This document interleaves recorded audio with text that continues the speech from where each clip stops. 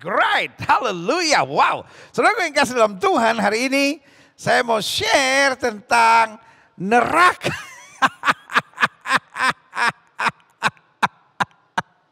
Neraka pemberi semangat penginjilan. Nah, saudara yang kasih dalam Tuhan, I know. Nggak ada orang mau dengar tentang neraka. Tapi saudara yang kasih dalam Tuhan, di satu hari setelah Natal, setelah kita bicara tentang sukacita, kita bicara damai, kita bicara tentang kemuliaan Tuhan. Dan di hari Minggu terakhir, di tahun 2021 ini, sebelum kita masuki the year of glory. Iya kan? Tahun ini kita beri nama tahun keberuntungan, the year of gain. Iya kan? Nah, saudara yang kasih dalam Tuhan, karena itu pembahasan kita tentang neraka pemberi semangat penginjilan. Jadi saudara yang kasih dalam Tuhan, buat kita mendengar kata neraka bukan sesuatu yang menakutkan, tetapi mendengar kata neraka itulah sesuatu yang menginspirasi kita untuk menginjil. Amin. Pergi beritakan Injil kepada setiap makhluk, kata Alkitab. Buka Alkitab kita sama-sama, klik. Markus 9 ayat 43 sampai 48. Wah, saya ngerti sebagian saudara akan pindahkan channel, sebagian saudara akan matikan ini. Ngapain ini pendeta aneh ini? Dia masih percaya neraka ada. Emang neraka itu ada? Saudara boleh saja berkata tidak ada, tapi pertanyaan saya, teori kemungkinan selalu 50-50. Iya kan? Kalau neraka tidak ada, saya tidak rugi. Karena saya hidup bahagia. Saya hidup takut akan Tuhan, saya menghindari dosa. Saya berjalan pada kebenaran. Pertanyaan saya, gimana kalau neraka ada? You are in trouble. Iya kan? Orang boleh bilang, cerita neraka itu tidak ada. Iya, kemungkinannya nggak ada, tapi ada kemungkinan juga ada. Saya percaya pasti ada. Kenapa? Karena Yesus ngomong, dan Yesus nggak pernah ngomong yang sia-sia. Apapun yang Yesus ngomong akan terbukti. Jadi saudara yang kasih dalam Tuhan, neraka bukan kiasan. Hell is real. As heaven is real. Karena surga itu nyata, maka neraka itu nyata. Dan karena orang takut ke neraka, dia menolak neraka. Karena itu dia menolak surga. Sehingga dia bilang akhir dunia ini sama seperti binatang. Selesai. No. Engkau diciptakan di Taman Eden. Allah merancangkan manusia pertama di Taman Eden. Mungkin sudah menatap saya dan berkata, oh saya percaya teori Big Bang. Silakan. Tetapi pada dasarnya manusia diciptakan di Taman Eden. Dan manusia tidak dirancangkan untuk hidup di dunia yang penuh penderitaan dan air mata serta tekanan ini. Tapi karena pemberontakan manusia, Tuhan bilang jangan makan buah itu. Tapi manusia apa yang dikatakan jangan justru itu yang diterobos. Dan apa yang terjadi? Manusia akhirnya masuk dalam perjanjian Tuhan, mati dilempar keluar. Tetapi Allah adalah Tuhan yang mengembalikan manusia pada rancangan semulanya. Karena dia mengutus anak yang tunggal. This is not about religion, this is all about salvation. Ini bukan soal agama, ini soal keselamatan, about plan of God. Rancangan Tuhan dari awalnya manusia ada di Taman Eden. Jelas sampai di sini? Itu sebabnya buat kita yang percaya neraka bukan sesuatu yang menakutkan, tetapi neraka menginspirasi kita untuk lebih semangat dalam menginjil. Markus pasal 9 ayat 43 sampai 48. Dan jika tanganmu menyesatkan engkau, penggalah. Wah, ini syariat Kristen. Ngeri kali ini saudara ya kan. Tapi saudara kasih dalam Tuhan. Kita membaca Alkitab gak bisa dengan otak bodoh-bodoh, otak kampungan saudara. Sehingga ini harus dipraktekkan, ini harus dipraktekkan. Loh saudara gue kasih dalam Tuhan, kalau ini mau dipraktekkan. Ini syariat Kristen, ngeri saudara. Jika tanganmu menyesatkan kau penggalah. Tapi saudara gue kasih dalam Tuhan kita mengerti. Bukan itu maksudnya. Tetapi ini memberi teladan kepada kita bahwa kita harus sungguh-sungguh, kita harus tidak main-main, kita harus serius dalam hidup dalam kebenaran. Jika tanganmu menyesatkan engkau penggalah, karena lebih baik engkau masuk ke dalam hidup dengan tangan kudung daripada dengan utuh kedua tanganmu dibuang ke dalam neraka, ke dalam api yang tak terpadamkan. Jadi maksudnya bukan berarti kalau ada orang mencuri atau orang dengan tangannya berbuat sesuatu lalu dipotong gitu. Itu kampungan. Itu pandangan yang bodoh saudara. Kekristenan percaya Bukan itu caranya, tetapi kita harus memandang dosa sebagai sesuatu yang serius. Dan kita nggak bisa main-main. Dan Alkitab menjelaskan bahwa neraka itu ada. Bahkan ayat 44 dikatakan neraka itu dalam api yang tak terpadamkan. Di tempat itu ulatnya tidak akan mati dan apinya tidak akan padam. Artinya ada siksaan. Ayat 45. Dan jika kakimu menyesatkan kau penggallah. Karena lebih baik kau masuk dalam hidup dengan timpang daripada dengan utuh kedua kakimu dicampakkan ke dalam neraka. Kembali. Ini bukan syariat Kristen kalau kita tendang orang potong. No. Ngeri sekali iman Kristen kalau begitu. Bukan gitu. Tapi Alkitab sedang mau bilang jangan main-main. Keselamatan lebih penting daripada kenikmatan. Lihat selanjutnya, klik ayat 46. Di tempat itu ulatnya tidak akan mati dan apinya tidak akan terpadamkan. Jelas itu cerita tentang neraka. Dan ditekankan lagi, dan jika matamu menyesatkan kau, cungkillah. Kan lebih baik kau masuk ke dalam kerajaan Allah dengan bermata satu daripada dengan bermata dua dicampakkan ke dalam neraka. Bu, itu bukan berarti suamimu mungkin lagi jelalatan gitu lalu kau colok. Lalu kita nasihatkan, bu sabar lu. Oh ini sabar pendeta, kita bilang cungkil, saya cuma colok. Penafsiran ngaco bu. Jadi hidup Kristen bukan penyiksaan fisik. Tetapi itu gaya bahasa hiperbol. Untuk menekankan betapa di hadapan Tuhan. Holiness is so important. Makanya Alkitab bilang. Buat apa kamu dapat seluruh dunia ini jika jiwamu binasa? Salvation is expensive. Keselamatan itu mahal, karena itu Yesus harus bayar dengan darahnya yang luar biasa. Alkitab berkata, surat hutang dosa kita dipakukan di atas kayu salib. Itu sebabnya dia harus turun menjadi sama dengan manusia. Masa-masa Natal ini masa-masa yang dahsyat buat kita orang percaya. Karena kita bersyukur bahwa Allah menyelesaikan segala sesuatu yang tidak bisa terselesaikan oleh kita. Dan karena dia sudah selesaikan segala sesuatu yang tidak bisa kita selesaikan. Karena itu kita harus tangguh, teguh, kuat, tetap bertahan dalam segala sesuatu. Dan kembali dijelaskan apa itu neraka. Di mana ulat-ulat bangkai tidak mati dan api tidak padam. Klik. Matius 7 ayat 21-23. Bukan setiap orang yang berseru kepadaku Tuhan, Tuhan yang akan masuk ke dalam kerajaan sorga. Jadi jelas ada sorga. Dan ada neraka. Sorga itu buat manusia. Dan Alkitab menjelaskan neraka itu buat iblis dan pengikut-pengikutnya. Artinya iblis gak mau kesepian di neraka. Dia mencari orang sebanyak-banyaknya. Pastikan kita tidak tertipu. Karena bukan setiap orang yang berseru kepadaku Tuhan, Tuhan akan masuk dalam kerajaan sorga. Melainkan dia melakukan kehendak Bapakku yang di sorga. Ayat 22 menjelaskan pada hari terakhir banyak orang akan berseru kepadaku Tuhan, Tuhan bukankah kami berbuat demi namamu dan mengusir setan demi namamu dan mengadakan banyak mujizat demi namamu juga. Klik ayat 23. Pada waktu itulah aku akan berterus terang kepada mereka dan berkata, aku tidak pernah mengenal kamu, enyahlah daripadaku, kamu sekalian pembuat kejahatan. Dilempar di mana? Neraka. Berarti kita mengerti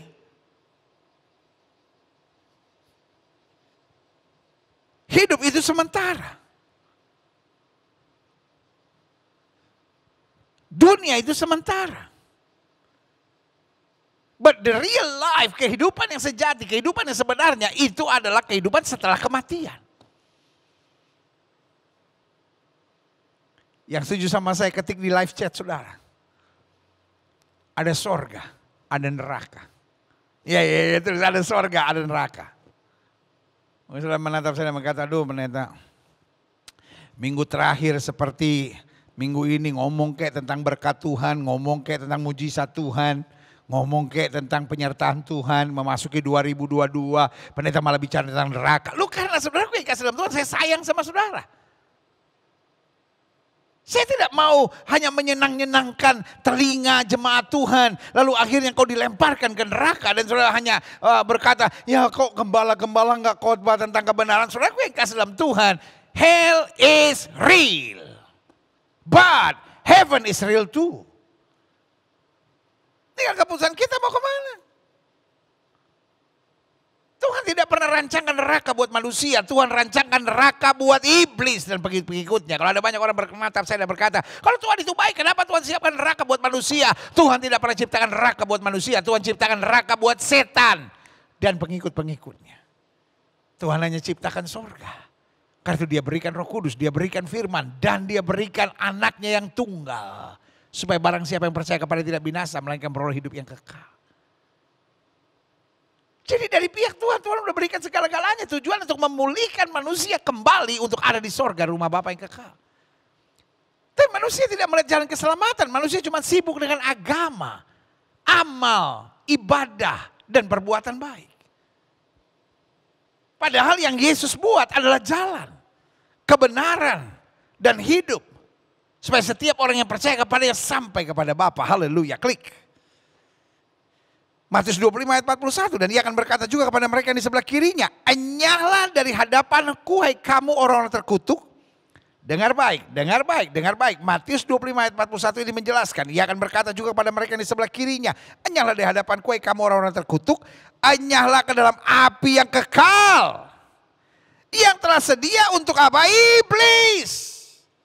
Api yang kekal, neraka, itu disediakan untuk apa? Iblis dan malaikat-malaikatnya, setan dan pengikut-pengikutnya. Makanya Alkitab bilang apa? Lawanmu si iblis. Sama seperti singa. Berkeliling mencari apa? Orang yang dapat ditelannya. Ditelan untuk apa? Untuk menjadi pengikutnya, untuk menjadi malaikat-malaikatnya. Jangan bodoh. Jangan hanya karena kenikmatan, jangan hanya karena kesukaan.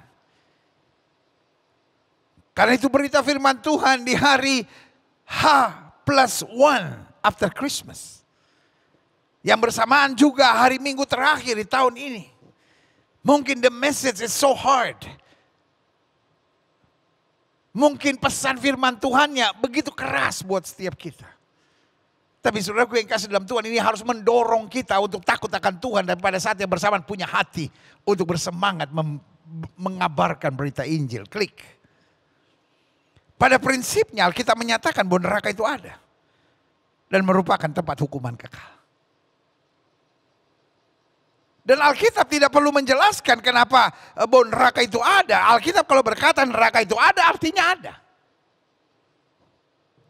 Neraka kalau menyatakan pengampunan itu ada, berarti ada. Iya kan? Kalau Alkitab menyatakan bahwa kasih karunia Tuhan itu ada, itu artinya ada. Kalau Alkitab menyatakan berkat itu ada, berarti ada. Kalau Alkitab menyatakan juru selamat ada, ya berarti ada. Karena saudaraku yang kasih dalam Tuhan, I'm proud of my Bible. Saya bangga dengan Alkitab saya. Karena apa saja yang tertulis terbukti benar. Bayangkan ribuan tahun sebelumnya dinyatakan.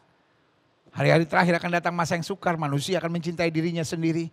Akan menjadi hamba uang. Dan saudaraku yang kasih dalam Tuhan, makin kita dalami Alkitab, makin kita kagum akan isinya. Dan sekarang kita sedang mempelajari. Bahwa neraka itu ada, artinya neraka itu ada. Klik. Beberapa hal dulu kita mengerti tentang neraka. Yang pertama, neraka tidak dipersiapkan Tuhan bagi manusia, namun bagi setan dan pengikut-pengikutnya. Itu tadi kita pelajari. Dalam Matius 25 ayat 41. Jadi nggak bisa saudara bilang, kalau Tuhan itu baik, kenapa dia ciptakan neraka untuk manusia? Karena neraka tidak pernah diciptakan untuk manusia. Neraka diciptakan untuk penghukuman iblis dan malaikat-malaikatnya, setan dan pengikut-pengikutnya. Tetapi sayangnya kita tertipu dan kita ikut permainan iblis ini. Jadi saudaraku, saya mengkoreksi banyak pengajaran guru-guru sekolah minggu. Yang suka berkata begini, anak yang manis, anak yang baik, masuk surga bu guru. Anak yang nakal, anak yang jahat, anak yang tidak mau bertobat, masuk neraka bu guru. Tuhan tidak pernah ciptakan neraka buat manusia. Tuhan hanya ciptakan neraka untuk penghukuman buat iblis. Tapi sayangnya iblis gak mau kesepian di neraka. Dia cari pengikut. Dan kadang-kala bodohnya kita tertipu. Karena iblis carinya dengan apa? Dengan menyamar. Iblis menyamar sebagai malaikat terang. Either dia datang bawa tekanan supaya kita merasa berat dalam mengiring Tuhan. Atau dia datang dengan bujukan, hawa nafsu dunia, kesenangan dan kenikmatan dunia. Sehingga banyak orang tertipu dan kemudian kelompok lain membawa angin neraka ini dan berkata neraka tidak ada. Iya dong. Di satu kampung yang penuh copet, kalau ada berita tidak ada copet, diisukan oleh siapa? Copetnya itu sendiri. Supaya apa? Supaya kita gak waspada. Iblis memakai dunia sekuler, iblis memakai dunia agnostik, iblis memakai dunia ateis untuk berkata bahwa there is no hell. Tujuannya apa? Menipu kita supaya masuk neraka. Jangan bodoh. I love you.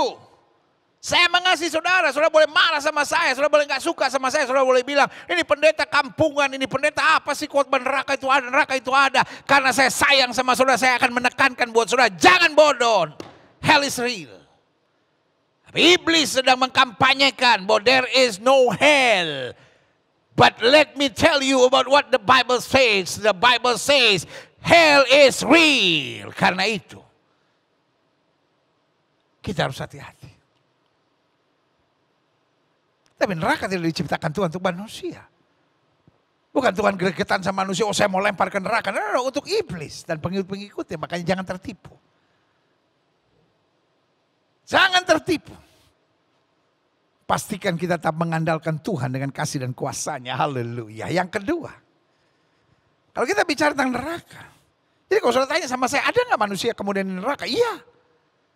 Manusia bisa di neraka kalau dia jadi pengikutnya iblis. Karena di end of the day hanya dua. Percaya Yesus atau menolak Yesus.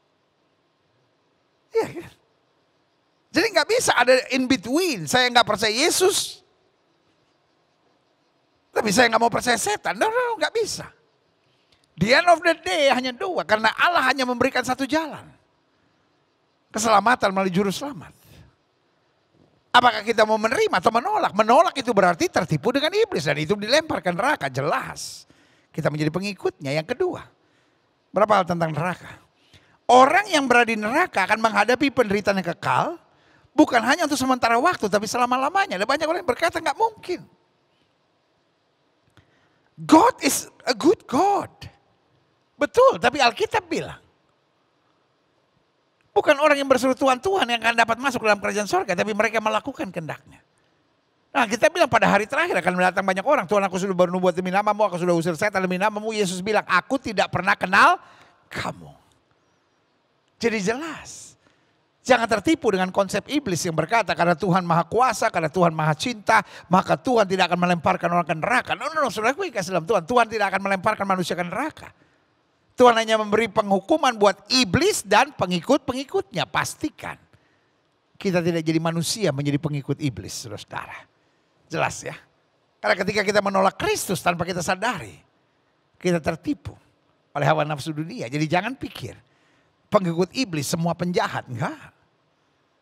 Semua yang menolak Kristus. Semua yang menolak jalan keselamatan. Karena Alkitab dengan tegas berkata hal seperti itu. Barang siapa yang percaya akan diselamatkan. Barang siapa yang tidak percaya akan dihukum. Klik. Yang ketiga, jadi ingat ya berapa hal tentang neraka. Saya mau saudara ngerti dulu.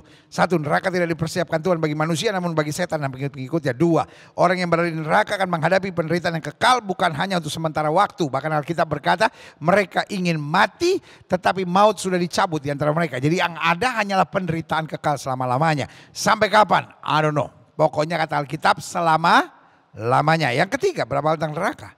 Orang bisa masuk neraka karena yang dilakukan atau yang tidak dilakukannya. Jelas ya. Orang bisa masuk neraka karena yang dilakukannya. Ya kan? Berzina, menolak Kristus, percaya pada penyembahan-penyembahan berhala. Ya kan? Atau tidak dilakukan. Tidak menerima Yesus sebagai Tuhan dan Juru Selamat. Tidak menginjil. Tahu kebenaran. Tapi tidak menyatakannya. Jadi bukan hanya soal apa yang tidak saya lakukan. Bukan hanya soal apa yang saya lakukan. Tapi juga soal apa yang sebenarnya saya tahu tapi saya tidak melakukannya. Saya harap ini jelas. Jelas ya. Orang bisa diceraikan oleh suaminya. Bukan hanya soal apa yang dilakukannya karena dia berselingkuh, dia berzina. Tapi juga soal tidak dilakukannya. Karena istrinya nggak mau nyapa suaminya, istrinya nggak pernah mau buat apa-apa buat suaminya. Istrinya cuma diam-diam aja lalu bingung. Kok saya nggak buat apa-apa? Kok saya diceraikan? Ya karena lu nggak buat apa-apa. Ngerti nggak mau saya? Orang nggak lulus sekolah. Ya kan juga sama. Bisa jadi karena apa yang dilakukannya. Ngelawan guru, nyontek, ngaco, bikin ribut. Dan dia gak lulus, dia diberhentikan dari sekolah. Tapi bisa juga karena apa yang tidak dilakukannya. Ya dia gak pernah belajar. Gak pernah masuk. Gak pernah sekolah. Lalu bingung, aduh kenapa saya gak naik ya? Kan saya gak bikin apa-apa. Lu justru kan lu gak bikin apa-apa itu. Jelas ya. Klik selanjutnya. Jadi berapa hal tentang neraka. Satu, neraka tidak dipersiapkan Tuhan bagi manusia namun bagi setan dan pengikut-pengikutnya. Jangan ikut tipuan iblis. Yang kedua, orang yang berada di neraka akan menghadapi penderitaan yang kekal bukan hanya untuk sementara waktu tapi untuk selama-lamanya. Yang ketiga, orang bisa masuk neraka karena yang dilakukannya atau justru yang tidak dilakukannya. Salah satunya tidak mau menginjil, tidak mau memberitakan kabar baik karena Alkitab bilang. Kalau ada orang yang salah, lalu kamu tidak berkata apa-apa padahal kamu tahu, maka darahnya tertanggungkan atas kamu. Kalau kita sudah diselamatkan lalu kita tidak pernah memberitakan berita Injil, artinya kita gak peduli. Orang menuju pada kebinasaan, be careful. Yang keempat, orang di neraka tetap dalam keadaan sadar. Itu yang Alkitab katakan. Sering kan gak cerita tentang Lazarus dan orang kaya? Meskipun itu belum sampai neraka karena belum penghakiman. Tapi itu menggambarkan betapa dia yang sedang menderita. Dia yang sedang mengalami hukuman. Dia dapat merasakan. Kalaupun saya nggak bisa ke sana. Minimal beritahu kepada saudara-saudaraku supaya tidak ke sini. Karena penderitaan ini hebat. Jadi jelas ya. Orang di neraka tetap dalam keadaan sadar. Klik. Yang kelima. Orang di neraka bisa sadar. Namun tidak bisa bertobat. Dia sadar. Tapi dia udah gak bisa bertobat. Karena itu kalau mau bertobat sekarang. Jangan sampai kita ada pada kondisi menghujat Roh Kudus sehingga tidak ada pengampunan. Apa artinya menghujat Roh Kudus? Sampai kita sudah menolak suara Roh Kudus sehingga gak ada lagi. Padahal yang membuat kita bertobat, yang membuat kita ingin berbalik, yang membuat kita mengerti kesalahan dan dosa kita adalah suara Roh Kudus itu. Hari ini sebagai hamba Allah saya hanya mau ingatkan buat saudara. Kalau mau tinggalkan rokok, mau tinggalkan perzinahan, mau bertobat, mau menerima Yesus sebagai Tuhan dan Juru Selamat, mau tinggalkan hidup dalam dosa sekarang.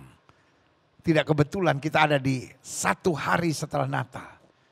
Dan pada saat yang bersamaan hari Minggu terakhir di tahun ini waktu yang tepat. Lalu kita berkata Tuhan, saya yang tadinya hidup dengan narkoba, saya yang tadinya hidup dengan onani, masturbasi, saya yang tadinya hidup dengan melakukan hubungan seks sebelum nikah, saya terikat dengan pornografi, saya terikat dengan obat terlarang, saya terikat dengan banyak hal yang saya tahu Tuhan gak suka. Hari ini aku ambil keputusan, aku bertobat, aku lepaskan segalanya. Itu waktu yang tepat. Dan saya mau bilang sama saudara, tidak pernah rugi. Kalau kita meninggalkan dosa, wow, haleluya, klik. Selanjutnya saya pelajari, menyadari neraka itu ada. Dan menyengsarakan serta kekal. Maka kita akan berbuat apa saja satu agar kita tidak berada di neraka. Ada banyak orang gak mau dengar berita tentang neraka. Ada banyak orang gak mau menyelidiki tentang neraka. Ada banyak orang gak mau baca Alkitab tentang neraka. Pokoknya dia cuma mau baca, aku Tuhan menyertai engkau. Aku Tuhan memberkati engkau. Amin. Dia Tuhan yang menyertai kita, dia yang memberkati kita, dia mengerjakan mujizat dalam hidup kita. Tapi dia juga melemparkan ke neraka mereka yang tidak mau bertobat. Mereka yang mau membiarkan dirinya tertipu oleh tipu muslihat dahsyat dari iblis itu. Kalau kita menyadari bahwa neraka itu ada. Kita menyadari bahwa neraka itu menyengsarakan. Kita tahu neraka itu kekal. Maka kita akan berbuat apa saja agar tidak berada di neraka. Dan untuk tidak berada di neraka, jawabannya hanya simpel. Kita menerima panggilan Yesus yang berkata, mari kamu yang letih lesu dan berbeban berat, aku beri kelegaan kepadamu. Karena Alkitab jelas berkata, barang siapa yang bertobat, dibaptis dan percaya, akan menerima keselamatan yang kekal. Haleluya. Yang kedua, klik. Menyadari neraka itu ada dan menyengsarakan serta kekal. Maka kita akan berbuat apa saja agar keluarga kita tidak berada di neraka. Ini yang harus kita mengerti. Neraka itu ada. Neraka itu menyengsarakan. Neraka itu kekal. Neraka itu membuat kita terpisah dari hadirat Allah untuk selama-lamanya. Berarti kita akan berbuat apa saja agar keluarga kita tidak berada di neraka. Folks, saya bilang kau hebat kalau engkau sudah menerima kepastian keselamatan itu. Tapi izinkan saya juga mengingatkan saudara sekalian. Bukankah kita mau masuk surga bukan hanya diri kita, tapi aku dan sisi keluargaku akan diselamatkan. Karena itu perjanjian Tuhan. Satu orang bertobat, seluruh rumah tangga diselamatkan.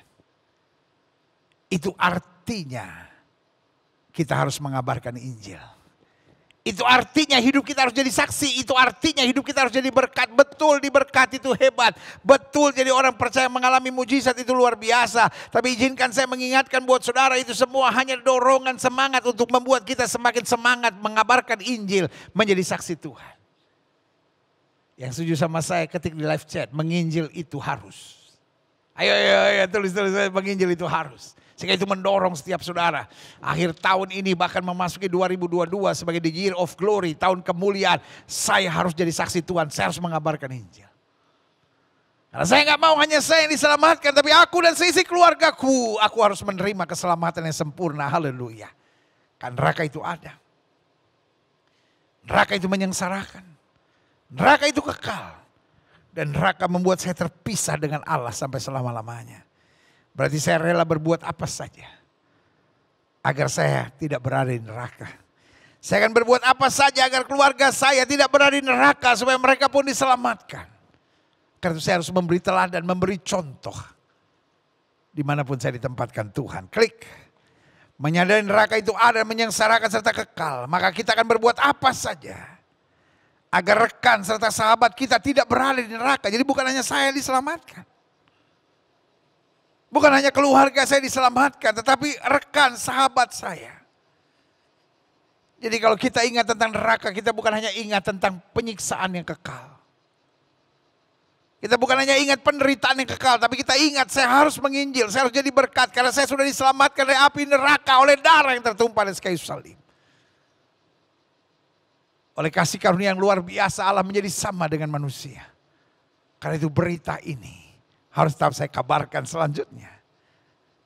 Menyadari neraka itu ada. Neraka itu menyengsarakan, neraka itu kekal, dan neraka itu membuat saya terpisah dengan Allah sampai selama-lamanya.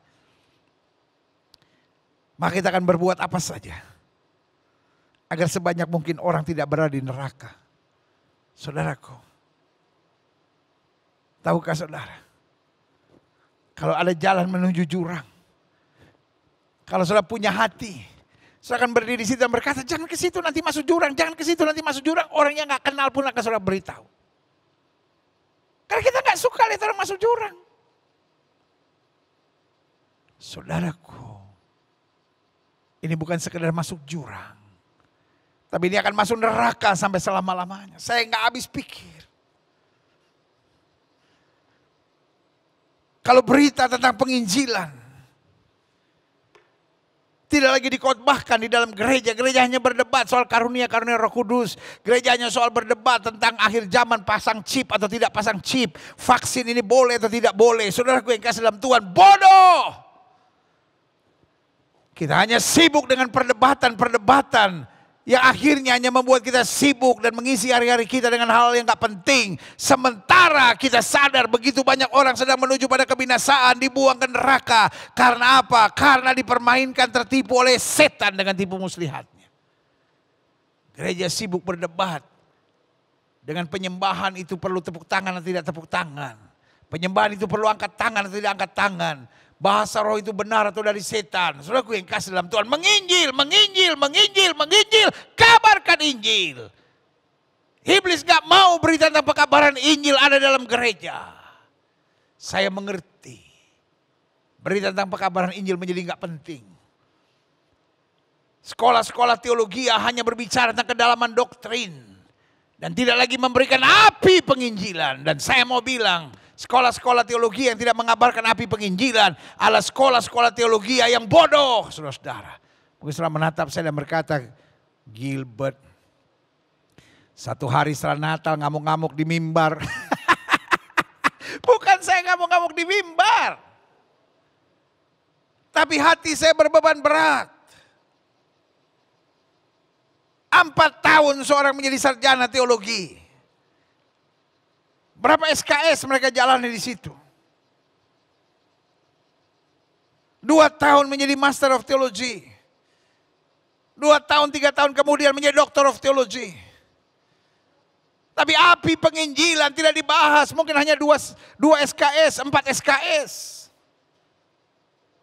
Pada justru inti dari iman Kristen kita, pergi kata Yesus, jadikan sekalian bangsa muridku. Doa saya, satu hari setelah Natal ini dan di hari Minggu terakhir di tahun ini, yang kita percaya sebagai the year of gain sebelum kita masuk pada the year of glory. Saya berdoa agar Roh Kudus menjamah hati setiap jemaat Tuhan sekalian. Di rumah masing-masing. Supaya ada api untuk berkata, Tuhan saya harus mengabarkan Injil. Saya nggak tahan lihat banyak anak-anak muda menuju neraka.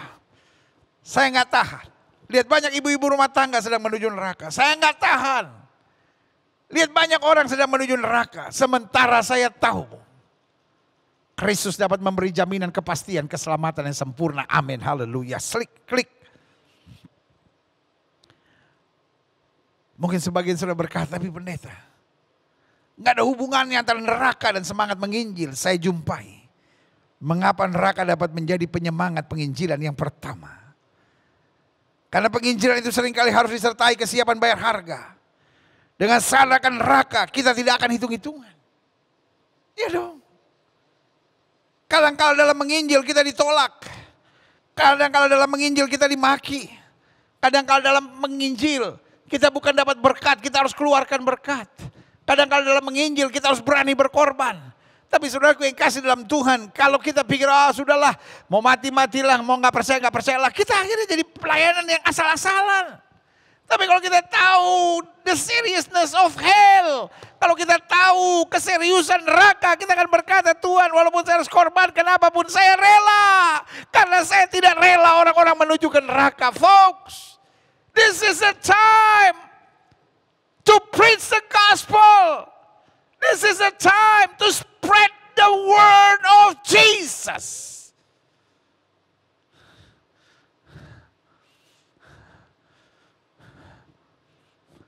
Saya nggak tahu mesti ngomong dengan bahasa apa lagi. Tapi hari-hari ini adalah yang saya beri nama crucial time. Kalau gereja Tuhan tidak menginjil, maka saatnya iblis akan menyeret makin banyak orang ke neraka. Adik-adik muda, engkau harus menginjil generasimu. Remaja-remaja yang saya sayang dalam kasih Kristus, menginjil generasimu. Ibu-ibu rumah tangga, menginjil generasimu. Bapak-bapak, para pedagang, para bisnismen, menginjil. Mereka itu mungkin gak akan pernah ketemu pendeta, tapi ketemu sudah tiap hari. Adakah mereka bisa melihat Kristus lewat hidupmu? Mungkin sudah menatap saya dan berkata, Gilbert ini apa-apaan sih hari ini? Semangat banget untuk sesuatu yang saya gak ngerti. Karena saya tahu satu-satunya pintu yang akan Tuhan pakai untuk keselamatan adalah penginjilan. Dan seringkali Tuhan gak pakai para pendeta. Tuhan pakai para pendeta untuk menguatkan jemaatnya. Untuk memberikan api penginjilan. Tapi dalam penginjilan seringkali Tuhan pakai orang-orang biasa. Yang lewat kesaksiannya, lewat kehidupannya memancarkan kemuliaan Tuhan. Dan orang itu diselamatkan. Haleluya. Yang kedua, Mengapa neraka dapat menjadi penyemangat penginjilan? Yang pertama, karena penginjilan itu seringkali harus disertai kesiapan bayar harga. Dengan sadar akan penderitaan neraka, kita jadi orang yang tidak akan hitung-hitungan. Demi pekabaran Injil, demi pelayanan, we are ready to do anything. Bahkan kita siap kehilangan apa saja.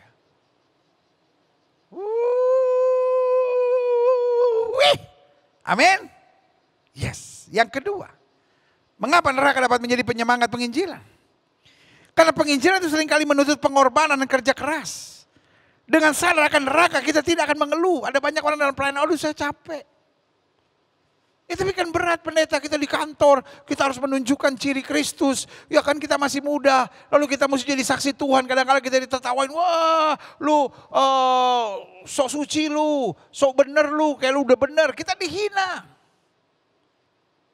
Tidak sedikit orang yang semangat penginjilannya menyala, tapi kemudian padam di tengah jalan.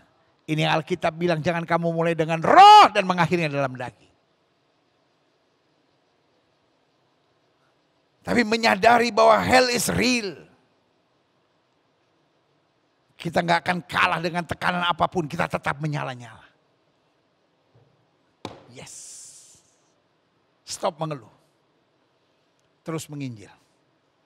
Terus bersaksi. Terus jadi berkat. Diketawain orang maju terus.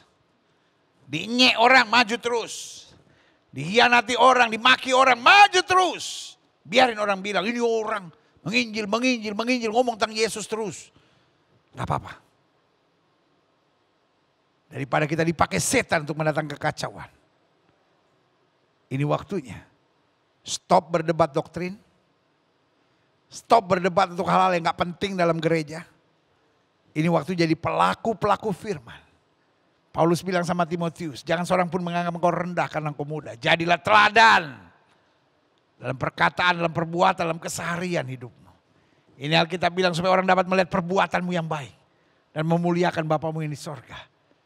Supaya orang bisa lihat hidup saudara berkata, there is something about his life. Ada sesuatu yang berbeda dalam hidupnya. Dan sesuatu yang berbeda itu. Karena kita punya Kristus, Juru Selamat dunia.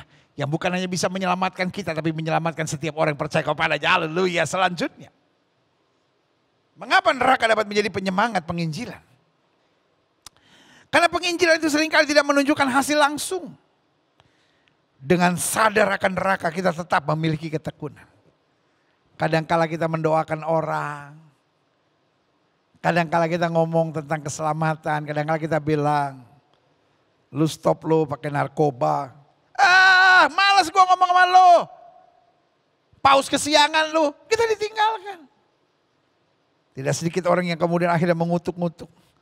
Biar satu-satuan hajar dia baru rasa. Oh gak bisa.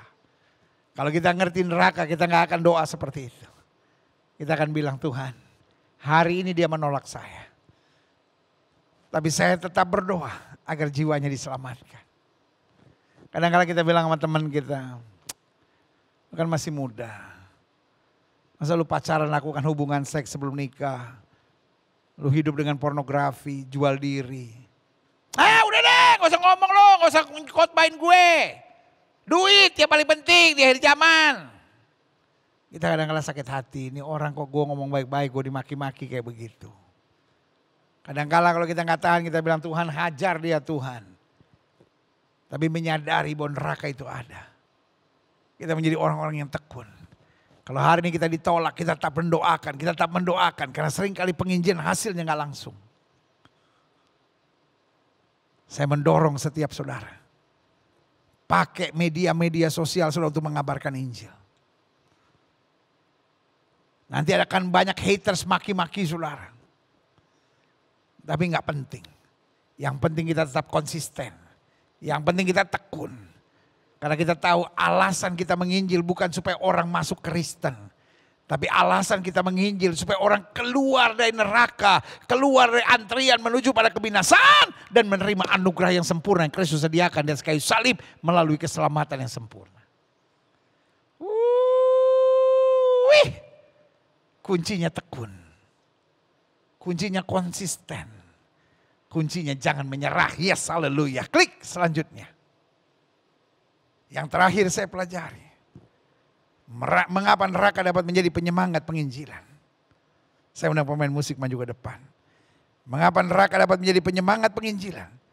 Karena penginjilan itu seringkali menghadapi serangan-serangan setan. Dengan sadar akan neraka, kita tidak mau menyerah. Namun sebaliknya kita semakin semangat berperang. Karena yang menolak untuk keselamatan, itu adalah orang-orang yang sudah diikat oleh kuasa kegelapan supaya tidak diselamatkan. Jadi sekali lagi saya mau bilang, penginjilan bukan hanya sebuah langkah di dalam pelayanan. Tapi buat saya penginjilan adalah peperangan rohani. Mungkin anak-anakmu hari-hari ini sedang meninggalkan Tuhan. Mungkin suamimu hari ini sedang meninggalkan Tuhan. Mungkin ada orang di keluargamu yang sedang meninggalkan Tuhan. Mungkin ada orang-orang di sekitarmu yang sedang meninggalkan Tuhan. Mungkin ada orang-orang yang sedang menolak Kristus sekalipun yang ada di sekitarmu. Tugas kita bukan mengkristenkan siapapun. Tapi tugas kita jadi berkat. Tugas kita menampilkan nilai-nilai kerajaan yang akan mengarahkan kita pada kemuliaan Tuhan. Folks, I love you. Folks, let me express my heart. I love you. Aku mencintai setiap saudara. Dan karena itu berita ini hari ini saya sampaikan. Hell is real. Neraka itu ada. Dan izinkan saya mau mengingatkan saudara. Saya tidak rela engkau di neraka. Saya tidak rela anggota keluargamu di neraka. Saya enggak rela. Orang yang bahkan memfitnah, menyerang gereja, membakar gereja sekalipun masuk neraka. Karena neraka itu adalah penderitaan. Orang yang masih normal. Alkitab bahkan bandingkan, lebih baik kau potong tanganmu daripada masuk neraka. Berarti neraka itu betul-betul jahanam. Lebih baik kau cungkil matamu, jangan salah mengerti. Oh berarti kalau kita buat salah cungkil mata, potong tangan, bodoh, itu kampungan. Perbuatan-perbuatan seperti itu. Tapi itu mau menggambarkan how serious the torment at hell. Penderitaan yang ada di neraka. Pastikan hari ini kita berkata, Lord, this is me, use me. Selama ini mungkin saudara hanya berdoa, Lord bless me, Lord bless me, Lord bless me. Tapi hari ini kenapa kita tidak berdoa, Lord use me. Pakai saya. Pakai saya menjadi alat keselamatan. Saya menjadi penginjil dari usia muda. Sebelum saya jadi gembala, saya mengabarkan Injil di mana-mana tempat. I know harga seorang penginjil. Dan sekali lagi penginjilan bukan jabatan. Tapi penginjilan adalah perintah Tuhan buat setiap kita. Adik-adik muda kalian harus menginjil. Ibu-ibu rumah tangga kalian harus menginjil. Saudara-saudara yang susah, saudara-saudara yang sedang dalam tekanan, dalam masalah, dalam persoalan, tetap menginjil. Dengan cara-cara simpel dan sederhana. Tetap hidup suci, tetap bersyukur, tetap menunjukkan ciri-ciri kerajaan Allah dalam kehidupanmu. Maka orang dapat melihat ada sesuatu yang berbeda. I love you all. Saya mengasihi saudara dan saya berdoa supaya api penginjilan boleh turun di hati setiap saudara. Setiap mata terpejam, setiap kepala tertunduk. Biarkan Tuhan menjamah hidup kita. Yesus, ku bangga padamu. Haleluya, haleluya, haleluya, haleluya. Yesus, ku bangga padamu. Yesus, kaulah harta kebanggaanku. Selamanya ku padamu. Kau segalanya ini. Yesus, ku bangga padamu. Haleluya. Yesus, ku bangga padamu. Yesus, kaulah harta kebanggaanku. Selamanya ku banggamu.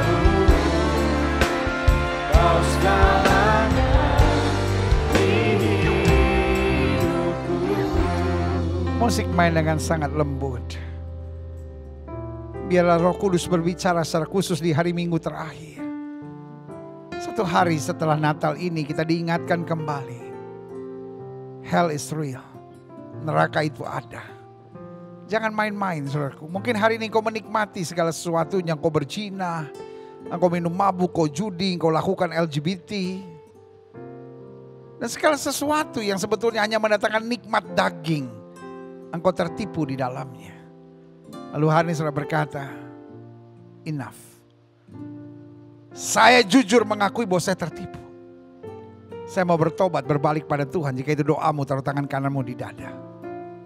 Mungkin kau berkata neraka itu tidak ada. Pertanyaan saya bagaimana kalau ada? Coba renungkan. Karena yang menyampaikan konsep neraka tidak ada, dia sebetulnya tertipu oleh setan. Setan yang mau kita berpikir neraka tidak ada. Supaya kita hidup seenaknya dan semaunya. Kalau saudara tanya sama saya, bagaimana kalau neraka tidak ada? Saya tidak rugi. Karena saya sudah hidup baik, sudah hidup benar. Sudah berjalan di jalan Tuhan. Tapi kalau dia benar ada, bagaimana dengan saudara? Pastikan hari ini kita mengambil keputusan dengan tepat. Dan ingat, orang bisa masuk neraka bukan sekedar karena apa yang dilakukan, tapi juga apa yang tidak dilakukannya. Mungkin selama ini kita tidak pernah mau menginjil. Kita tidak mau peduli, kita hanya berpikir yang penting saya Kristen. Repot kalau menginjil. Justru karena kita sadar neraka itu ada, menginspirasi kita Tuhan. Saya nggak rela kalau anggota keluarga saya ada di neraka. Saya nggak rela kalau orang-orang yang saya kenal ada di neraka. Kalau mereka menolak, yang penting saya sudah menyampaikan. Yang penting saya sudah berjuang. Karena saya nggak mau ada penderitaan kekal dalam orang-orang yang bahkan saya kenal, orang yang saya tidak kenal sekalipun. Jika itu doamu, taruh tangan kananmu di dada. Setiap saya ingin didoakan, izinkan saya berdoa. Bapa, dalam nama Yesus. Hari ini kami mendengar berita firman Tuhan yang mungkin tidak populer untuk kami dengar, yaitu tentang neraka. Kami bukan hanya tidak mau masuk neraka, tapi kami juga tidak mau orang-orang yang dekat kami, yang kami kenal, yang ada di sekitar kami berada di neraka. Karena itu pakai kami Tuhan. Selama ini mungkin kami berdoa, bless me Lord, Lord bless me. Tapi hari ini doa kami, use me Lord, Lord use me, pakai hidupku. Untuk jadi saksi Tuhan, untuk jadi alat Tuhan. Untuk jadi terang Tuhan dimanapun Tuhan tempatkan. Biarlah api penginjilan, semangat untuk mengabarkan Injil, semangat untuk menyampaikan kasih karunia Tuhan. Bahkan semangat untuk menghidupi firman Tuhan selalu bernyala di hati kami. Terima kasih Tuhan Yesus. Jamah satu persatu. Sehingga lewat hidup kami orang lain diselamatkan. Kami mau mengabarkan Injil. Karena itulah amanat agung, pergi jadikan sekalian bangsa muridku. Pergi beritakan Injil kepada setiap makhluk. Dan Tuhan yang akan bekerja dalam hati setiap orang yang sudah menerima Injil. Atau sudah melihat kehidupan kami sebagai anak Tuhan. Yang mencerminkan kasih Tuhan. Terima kasih Tuhan. Terima kasih. Saudaraku, ini waktunya mulai mendoakan orang-orang yang belum diselamatkan. Ini waktunya untuk berkata, Tuhan pakai hidupku. Supaya hidupku menjadi berkat buat banyak orang. Hamba juga doa buat yang sakit, karena hamba percaya kesembuhan hak mutlak kami sebagai orang percaya. Setiap orang yang sakit dengan firman Tuhan, Alkitab berkata tanda-tanda ini akan menyertai orang percaya. Bahwa mereka akan tumpang tangan buat yang sakit dan yang sakit akan disembuhkan. Jika kau sakit dan kau percaya kuasa kesembuhan Tuhan, letakkan tangan kananmu di bagian tubuh yang sakit. Kita berdoa, Bapa, janjimu ya dan amin itu kami percaya. Firmanmu berkata orang percaya akan tumpang tangan buat yang sakit dan yang sakit akan disembuhkan. Dengan iman kami praktekkan firman Tuhan ini. Kami tolak sakit penyakit, kami tolak kelemahan tubuh, kami tolak campur tangan kegelapan. Kami patahkan kuasa di dalam nama Yesus. Hai setan sakit penyakit, keluar dalam nama Yesus. Keluar dalam nama Yesus. Segala virus, segala infeksi, segala kuman, segala bakteri, segala serangan-serangan setan keluar dalam nama Yesus. Kuasa kesembuhan, berkat mujizat mulai terjadi. Karena kami percaya Yesus kami tidak berubah dulu, kemarin, hari ini dan sampai selama-lamanya. Dengan iman kami nyatakan oleh bilur-bilur Kristus kami yang percaya sudah dijamah dan disembuhkan Tuhan dengan kuasa yang luar biasa. Haleluya. Tambahkan iman kami karena kami tahu sesuai dengan iman kami jadi pada kami. Terima kasih Tuhan Yesus. Haleluya. Setiap saudara yang sudah didoakan untuk kesembuhan, tanamkan dalam rohmu, aku sembuh oleh bilur Yesus. Jangan bimbang. Karena Alkitab berkata sesuai dengan imanmu jadi padamu. Dan kayu salib Yesus berkata sudah selesai. Semua harga dosa, harga penyakit, harga penderitaan sudah diselesaikan Yesus atas kayu salib. Ketika kita imani, kita tahu baginya tidak ada perkara yang mustahil. Silahkan turunkan tangan, Tuhan berkati. Bapa, hamba mengasihi jemaat-Mu satu persatu. Apa yang Tuhan taruh di hati hamba sudah hamba sampaikan bagi umat-Mu. Hamba doa firman termeterai. Apa saja yang mereka kerjakan dibuat Tuhan berhasil. Mereka gak turun tapi naik, mereka gak jadi ekor, mereka jadi kepala. Hari-hari yang penuh mujizat boleh menjadi bagian hidup mereka. Terima kasih Tuhan Yesus. Bangsa negara kami Indonesia selamatkan ya Allah. Damai sejahtera atas Indonesia. Umat mayoritas di bangsa ini Tuhan berkati, Tuhan tuntun, Tuhan bawa pada keselamatan dan damai sejahtera-Mu. Bapak Presiden, Wakil Presiden, para menteri, pejabat di pusat dan di daerah. Para pimpinan-pimpinan lembaga tinggi negara, lembaga tertinggi negara. Anggota DPR RI, DPRD tingkat 1, DPRD tingkat 2, DPD. Kejaksaan. Para wali kota, para bupati, para gubernur, para pangdam, para kapolda, polisi, tentara, kapolri, panglima TNI, ketua BNPT, ketua BNPB. Kami ucapkan berkat, damai sejahtera atas pemimpin-pemimpin kami.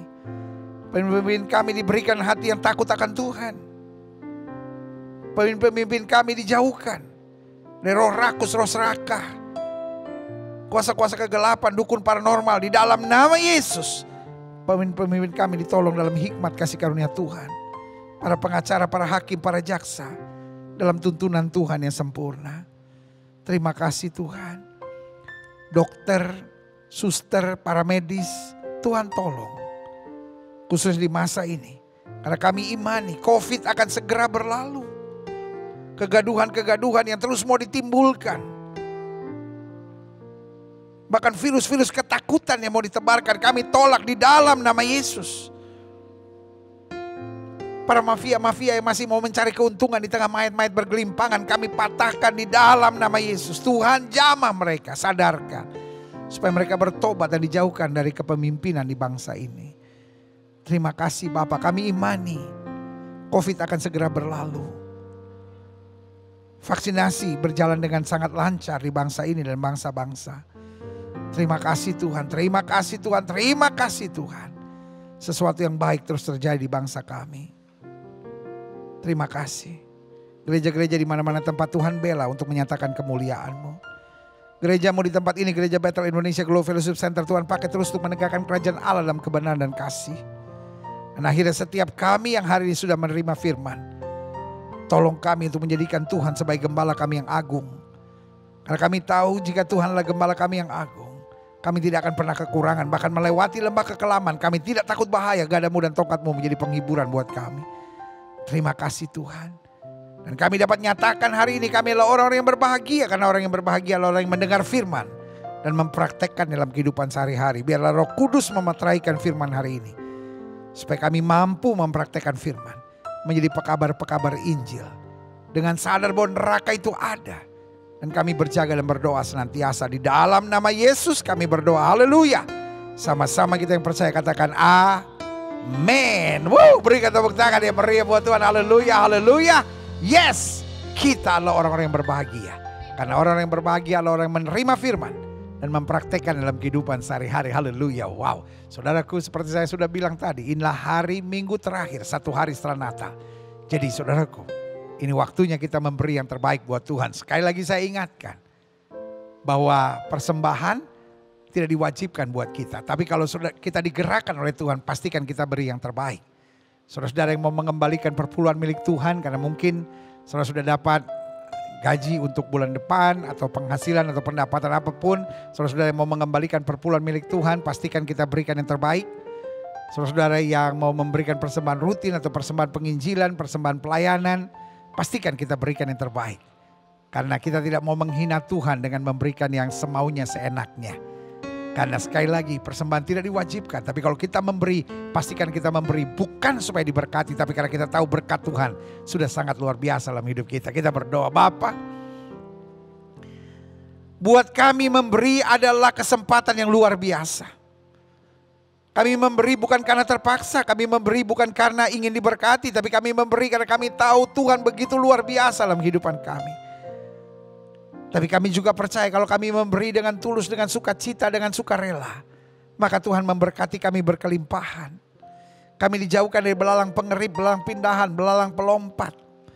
Tapi diperintahkan kepada kami berkat Allah Abraham, Allah Ishak, Allah Yakub yang luar biasa. Sampai bahkan berlaku firman Tuhan. Bukan hanya kami diberkati, tapi anak cucu kami tidak akan pernah meminta-minta roti. Kami tidak mau menghina Tuhan dengan memberi yang seenaknya. Tapi pastikan kami mau menyembah Tuhan dengan persembahan kami. Dengan memberi yang terbaik. Terima kasih Tuhan. Dan tidak lupa kami berdoa untuk setiap mereka mengelola persembahan ini. Sehingga bukan hanya kami yang memberi, tapi mereka yang mengelola persembahan ini juga diarahkan. Untuk dengan hikmat dan pewahyuan Tuhan mengelola persembahan ini dengan benar dan takut akan Tuhan. Sehingga persembahan dapat terus diarahkan untuk memenangkan jiwa-jiwa, meluaskan kerajaan Allah, serta mendukung hamba-hamba Tuhan untuk memberi yang terbaik bagi Tuhan. Terima kasih Bapa. Kami siap memberi yang terbaik di dalam nama Yesus. Haleluya. Yang siap memberi yang terbaik, sama-sama kita katakan amin. Haleluya. Saudaraku, kita dapat memberi melalui scan QR. Kita dapat memberi melalui transfer bank. Karena kita memberi secara dewasa, saudara-saudara. Dan saya percaya Tuhan yang melihat saudara memberi dengan sukacita dan sukarela akan memberkati kita dengan berkelimpahan. Dan jangan keluar dulu meskipun saudara sudah memberi persembahan. Apalagi belum beri persembahan udah keluar. Saudara yang kasih dalam Tuhan, kita akan ada sampai doa berkat, doa penutup. Dan doa pengutusan yang saya sendiri akan mendoakannya. Jadi karena itu saudara-saudara sementara saudara memberi, saudara boleh mengikuti Church Update, apa yang akan terjadi seminggu ke depan ini untuk ibadah akhir tahun, ibadah awal tahun, ibadah tanggal 2 Januari, saudara-saudara. Dan juga kita akan mengikuti ministry update, apa yang Tuhan kerjakan melalui gereja kita seminggu kemarin ini. Haleluya, haleluya, haleluya.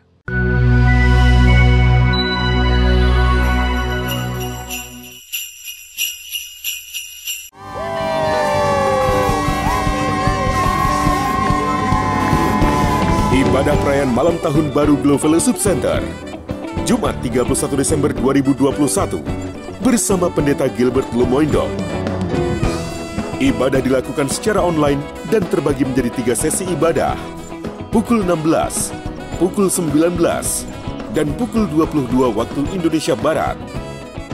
Seluruh acara ini live di YouTube Glow Fellowship Center, Gilbert Lumoindong, dan Facebook fanpage Hamba Tuhan Gilbert Lumoindong.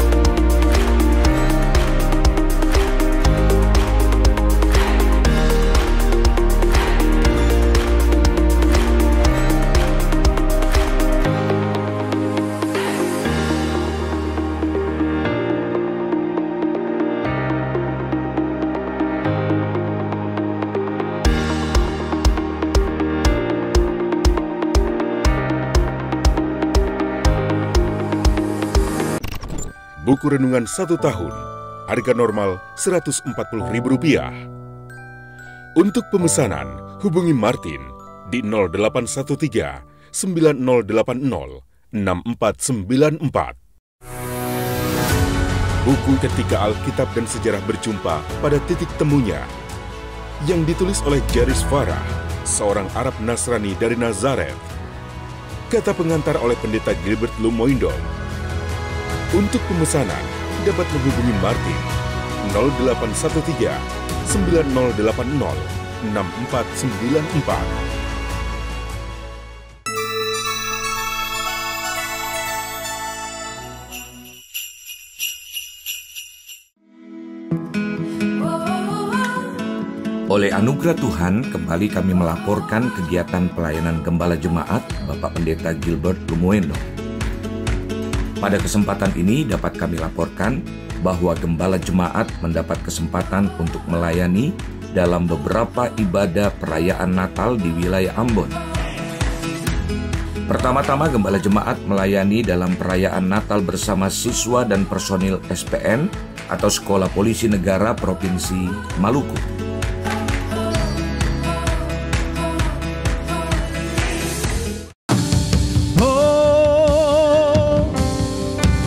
Kami sembah Kau Tuhan, sebab Kau ada di sini. Hormat bagi Allah Bapa, hormat bagi anaknya, hormat bagi Roh penghibur ketiganya. Katakan haleluya, haleluya, haleluya. Ketiganya yang esa. Biarlah semua siswa, mana suaramu? Sembah Dia, sembah Dia. Biarlah roh menyala. Siswa, come on. Biarlah roh menyala, come on.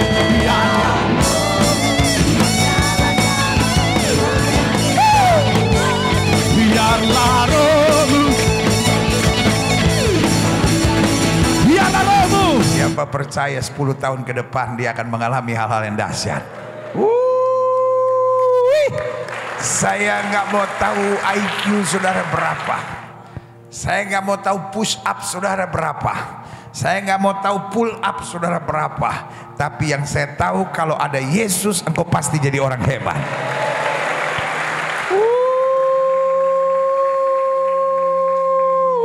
Polisi dan tentara berurusan dengan Tuhan. Pisahkan polisi dan tentara dari Tuhan, maka rusak satu negeri. Tapi kembalikan polisi dan tentara kepada Tuhan, sesuatu yang dahsyat dan luar biasa akan terjadi. Yang setuju katakan amin.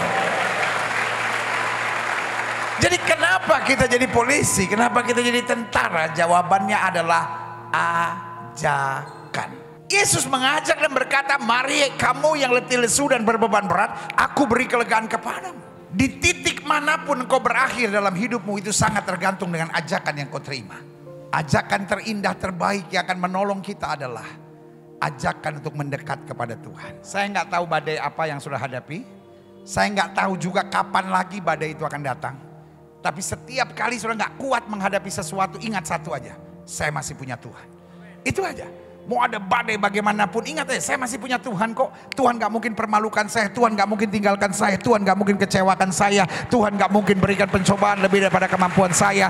Karena saya masih punya Tuhan, saya tetap akan maju. Pastikan kenapa engkau jadi polisi dan tentara bukan karena uang, bukan karena pangkat, bukan karena kedudukan. Karena engkau mencintai bangsa ini, karena engkau mencintai Tuhan. Your job is your ministry. Seberat apapun tantangan, kita jalani dengan syukur. Saya memilih untuk hidup dalam iman. Saya memilih untuk bersyukur dan bersuka cita. Dan saya memilih untuk tetap berjalan dalam kasih. Haleluya, haleluya, haleluya. Saya Gilbert Lemoindom bersama Kepala SPN dan siswa-siswa SPN di Ambon, Maluku, bersama dengan seluruh staf pengajarnya dan bersama hamba-hamba Tuhan di Ambon, Maluku ini, di masa raya Natal ini, mau mengucapkan buat saudara sekalian, selamat hari Natal dan Tahun Baru. Kamu hebat. Haleluya. Selanjutnya Gembala Jemaat melayani dalam perayaan Natal di GBI Focus on Christ.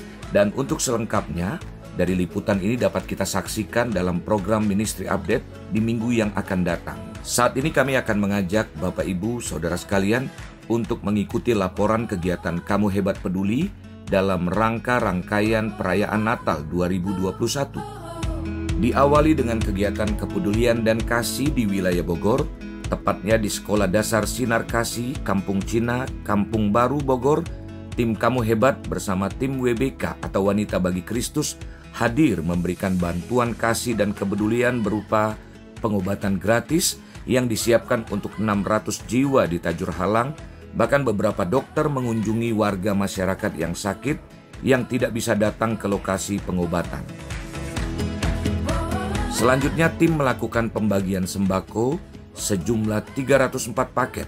120 diberikan untuk guru-guru SD, SMP, dan SMA di 2 sekolah, yaitu Sekolah Sinar Kasih dan Sekolah GSJA Kampung Cina Tajur Halang Parung, dan 244 untuk panti asuhan dan masyarakat yang membutuhkan.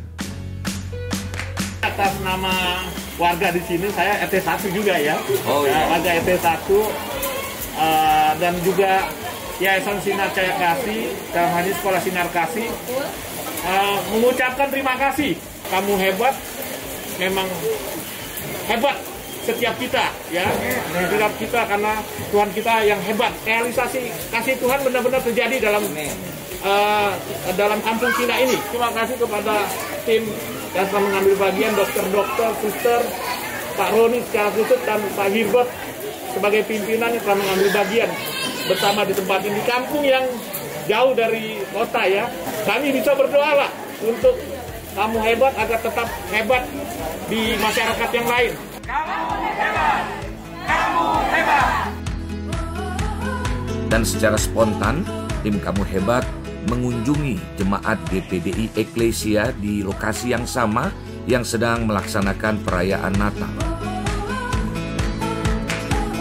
Puji Tuhan, kita sedang ada di Tamres, di gereja kita, dan kita sedang membuat paket-paket. Ada 100 paket yang disiapkan untuk masyarakat di daerah gereja kita di Gading Marina. Ada kaum marginal yang di sana sedang mengikuti kegiatan Kampung Natal. Jadi selama 3 hari, dan gereja kita membagikan 100 paket bagi mereka yang membutuhkan. Yang hadir bukan cuma yang Kristen yang merayakan Natal, tetapi siapapun yang hadir, kaum marginal, mereka dilayani dan bersuka cita bersama dalam merayakan Natal, karena memang Yesus hadir, Yesus lahir ke dunia untuk semua orang boleh diselamatkan. Dari tempat ini kami melaporkan, Kamu Hebat. Tim Kamu Hebat di bawah pimpinan Bapak Pendeta Gilbert Lumaindo, kami menyerahkan paket sembako Natal ini kepada kaum marginal dan juga lintas agama yang ada di sekitar Kelapa Gading ini. Kami serahkan kepada panitia. Puji Tuhan, atas nama panitia Kampung Natal 2021, kami mengucapkan banyak terima kasih kepada tim Kamu Hebat di bawah pimpinan hambanya Pendeta Gilbert Lumaindo atas kepedulian untuk jemaat marginal dan kaum lintas agama di seputaran tempat pelaksanaan daripada Kampung Natal di Kelapa Gading ini. Sekali lagi terima kasih, Tuhan berkati Pak Gilbert dan tim Kamu Hebat. Sama-sama bilang, Kamu Hebat. Sekali lagi, Kamu Hebat. Sementara itu dari Tamrin Residensis, Kamu Hebat dan Global Youth mengadakan kegiatan donor darah bersama dengan jemaat dalam rangka perayaan Natal 2021. Kami dari Global Youth bersama-sama dengan Kamu Hebat dan dibantu oleh dari PMI Tangsel, kita mengadakan donor darah di Tamres. Donor darah ini sangat bermanfaat untuk membantu masyarakat yang membutuhkan. Terima kasih, kami dari PMI Tangerang Selatan. Terima kasih dapat bekerja sama dengan Global Youth, dan kami mengharapkan bisa berjalan kontinu setiap 2 bulan 1 hari atau 3 bulan. Terima kasih dari Global Youth dan terima kasih dari Glow yang sudah memberikan kesempatan buat Tangerang Selatan untuk bekerja sama dalam acara donor ini. Terima kasih, Kamu Hebat. Demikianlah laporan kegiatan pelayanan Gembala Jemaat Pendeta Gilbert Lumaindo dan tim Kamu Hebat dalam bentuk kepedulian dan kasih. Karena itu, Mari bersama-sama kita terus mendukung pelayanan ini agar ada banyak orang yang boleh mengalami kasih Tuhan. Dan doa kami, Tuhan Yesus memberkati. Kamu hebat. Yes, Tuhan itu dahsyat. Kalau 1 tahun ini kembali Tuhan menyertai kita, maka saya percaya 1 tahun yang akan datang, Tuhan juga akan melakukan hal-hal yang luar biasa. Saudaraku, kita berdoa supaya pandemi COVID ini berakhir. Sehingga hanya menjadi endemi saja, saudara. Tapi kita bersyukur 2 tahun kita jalani dengan kasih karunia Tuhan. Kita boleh terus menjadi berkat. Kita boleh terus melayani. Kita boleh menyatakan kasih kepedulian kita melalui Kamu Hebat. Melalui pelayanan diakonia. Melalui Gereja Bethel Indonesia. Dan melalui Departemen Pekabaran Injil. Yang semuanya kita semua bersinergi. Dan melakukan hal-hal yang luar biasa bagi Tuhan. Karena saya percaya sendiri kita bisa. Tapi bersama-sama hasilnya dahsyat dan luar biasa. Haleluya. Kita bersyukur kepada Tuhan. Bapa, terima kasih. Terima kasih. Terima kasih. Ebenezer, sampai di sinilah Tuhan menolong kami. Kami ada di hari Minggu terakhir di tahun ini. Tahun keberuntungan. Yang meskipun begitu banyak persoalan badai terjadi, tapi ada saja pemeliharaan Tuhan. Karena kami mau hidup senantiasa menyenangkan hatimu saja. Dan kami mempersiapkan diri untuk mengakhiri tahun ini dan memasuki tahun 2022 sebagai the year of glory. Sebagai tahun kemuliaan, di mana kemuliaan Tuhan akan dinyatakan di tengah-tengah kami. Terima kasih Bapa. Dan tolong kami untuk terus menjadi pelaku firman. Bahkan kami imani di rumah kami masing-masing kemuliaan Tuhan nyata. Terima kasih Bapa. Roh Kudus-Mu terus ingatkan kami untuk hidup sebagai pelaku-pelaku firman. Haleluya. Dan akhirnya saudara-saudara sekalian, kekasih-kekasih Kristus, permata hatinya Kristus, ingatlah bahwa Tuhan itu baik. Ingatlah selama kita tidak miring ke kiri maupun miring ke kanan, hidup kita diberkati. Kita gak akan turun tapi naik. Kita gak akan jadi ekor, kita akan menjadi kepala. Pastikan dimanapun kita berada kita membawa damai. Pastikan dimanapun kita berada kita menyatakan kasih. Pastikan dimanapun kita berada kita menjadi alat sukacita Tuhan. Karena Alkitab bilang hati yang gembira adalah obat yang manjur. Dan pastikan dimanapun kita ada, kita mengabarkan Injil Kristus. Karena amanat agung berkata, pergi beritakan Injil kepada setiap makhluk. Suami-suami, kasihlah istrimu dan janganlah berlaku kasar kepadanya. Istri-istri, tunduklah kepada suamimu dan hormatilah suamimu. Orang tua, jangan bangkitkan sakit hati dari anak-anakmu, dan anak-anak hormatilah. Taatilah orang tuamu di dalam Tuhan. Jemaat sekalian, terimalah berkat Tuhan, kasih dari Allah Bapa, anugerah, keselamatan, kasih karunia dari Tuhan Yesus Kristus, pimpinan, penyertaan, urapan, buah-buah roh dan karunia-karunia roh menyertai hidup kita masing-masing. Mulai di hari Minggu terakhir di tahun 2021 ini sampai Maranatha, Yesus Kristus datang kembali untuk menjemput setiap orang yang hidup sesuai kehendaknya.